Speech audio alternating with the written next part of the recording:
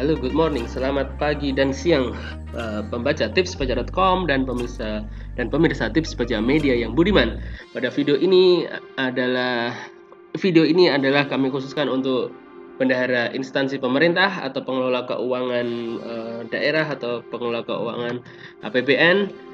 Dan di sini kita akan membahas mengenai studi kasus yang sering sekali muncul, sering sekali ditanyakan, sering sekali menjadi diskusi oleh para bendaharawan pemerintah ya, bendahara instansi pemerintah. Dalam kali ini kita akan membahas mengenai sebenarnya itu bagaimana sih perlakuan pajak atas pembelian makan dan minum dan catering, apa bedanya, serta bagaimana pemungutan PPN-nya serta pemotongan dan atau pemungutan PPh-nya. Nah, kali ini tipspajak.com dan tips pajak media khusus membahas mengenai hal ini dan diharapkan dapat menjawab keraguan-raguan Anda para bendahara instansi pemerintah mengenai perlakuan pajak atas pembelian makan, minum, dan catering.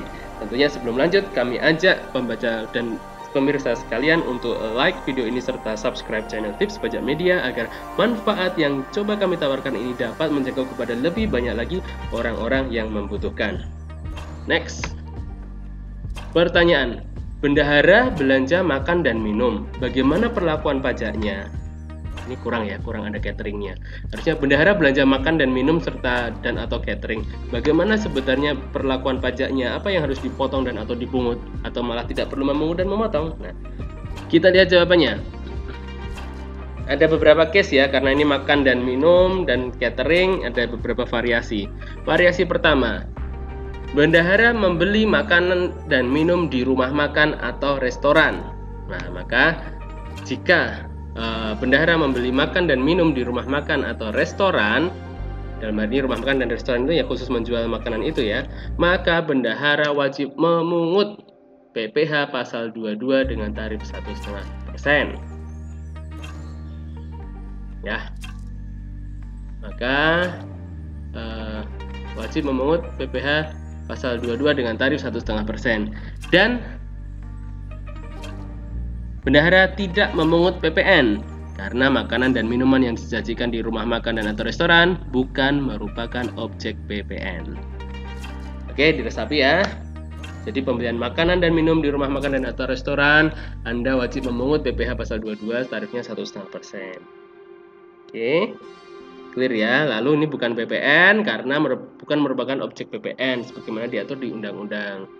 Atau kalau mau lebih enak lagi memahaminya, ini tidak dipungut PPN karena atas pembelian makan dan minum di restoran telah dikenakan pajak daerah atau pajak pembangunan yang tarifnya sekitar 10% juga. Ya, seperti itu. Jadi kesimpulannya, jika Anda beli makanan dan minum di rumah makan atau restoran, maka Anda wajib memungut PPh pasal 22 tarif 1,5%. Ya. Lalu, bagaimana jika bendahara menggunakan jasa boga atau catering di orang pribadi? Nah, orang pribadi. Nah, ini catering ini kan ada dua nih, orang pribadi dan atau orang pribadi dan badan usaha. Badan usaha itu bisa CV, PT, yayasan, koperasi dan sejenisnya. Maka jika Anda menggunakan jasa boga atau catering, orang pribadi, maka Anda wajib memotong. Ya, wajib memotong PPh pasal 21 dengan tarif persen, dengan tarif sekian persen, kita bahas di belakang. Dan tidak memungut PPN karena jasa boga dan catering ini juga bukan merupakan objek PPN ya. Sekarang kita lihat, ini pakai jasa boga dan catering orang pribadi, maka PPh dipotong PPh pasal 21. Berapa tarifnya? Mari kita lihat.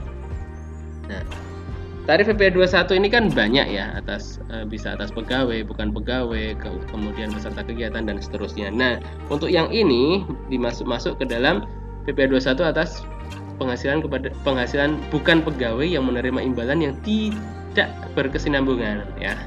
Jadi PPh 21-nya adalah DPP, dasar pengenaan pajak, dikalikan tarif pasal 17 atau tarif normal.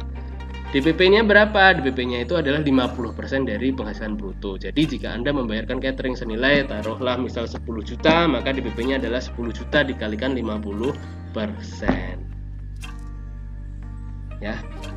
Lalu berapa tarifnya? Tarif pajaknya jika angkanya 10 juta itu masih menggunakan tarif terbawah, yakni 5%. Dasar hukumnya apa? Dasar hukumnya di pasal 9 ayat 1 huruf C dan 16 ayat 2 huruf A Per Dirjen Pajak nomor 16 PC 2016. Oke, clear. Case kedua, alternatif kedua telah terjawab. Kedua adalah bagaimana jika bendahara belanja menggunakan jasa boga atau catering orang pribadi, maka bendahara wajib memotong PPh 21 tarif kalau paling rendah 5% dikalikan DPP. DPP-nya 50% kali penghasilan brutonya. Atau netnya, jika 5% netnya adalah 2,5%. Jadi jika Anda membayarkan catering 10 juta rupiah, maka Anda harus memotong PPh pasal 21 sebesar 2,5% kali 10 juta atau sekitar 250.000 rupiah. Clear? Lanjut. Bang, bagaimana jika kita menggunakan jasa boga atau catering orang pribadi atau CV? Maaf ya, ini menggunakan jasa boga atau catering CV PT Koperasi, bukan orang pribadi, karena orang pribadi udah di sana tadi. Maka kita harus memotong PPh pasal 23 dengan tarif 2% ya, dan tidak memungut PPN karena jasa boga ini juga termasuk jasa yang tidak dikenakan PPN.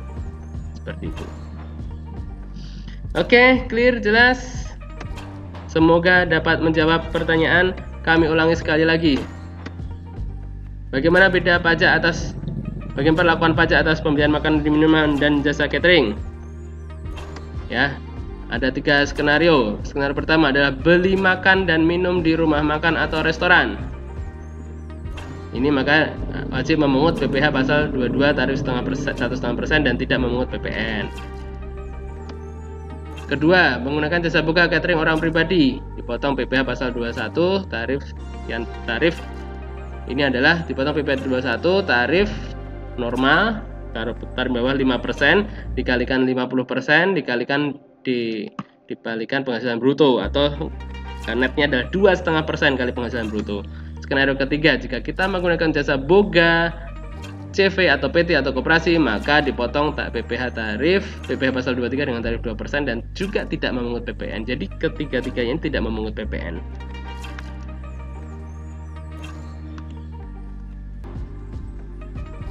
Lalu pemirsa, ini adalah skenario keempat. Skenario keempat, bagaimana jika bendahara membeli makanan dan minuman di minimarket atau toko serba ada atau swalayan? Nah, ini belinya bukan di rumah makan, bukan di restoran, tapi belinya di toko serba ada, minimarket, supermarket, dan sejenisnya. Maka Anda sebagai bendahara harus memungut PPh pasal 22 tarifnya 1,5%. Jika ber-NPWP, jika tidak ber-NPWP 100% lebih tinggi, dan memungut PPN 10% jika DPP-nya di atas 2 juta rupiah. Seperti itu penjelasan dari tips pajak media. Semoga bisa menjawab pertanyaan mengenai beda pajak atas makan minum dan catering ya. Semoga bermanfaat. Silahkan tuliskan pertanyaan di kolom komentar di bawah, atau juga silahkan join di Telegram tips pajak untuk konsultasi 2 arah. Semua linknya ada di bawah.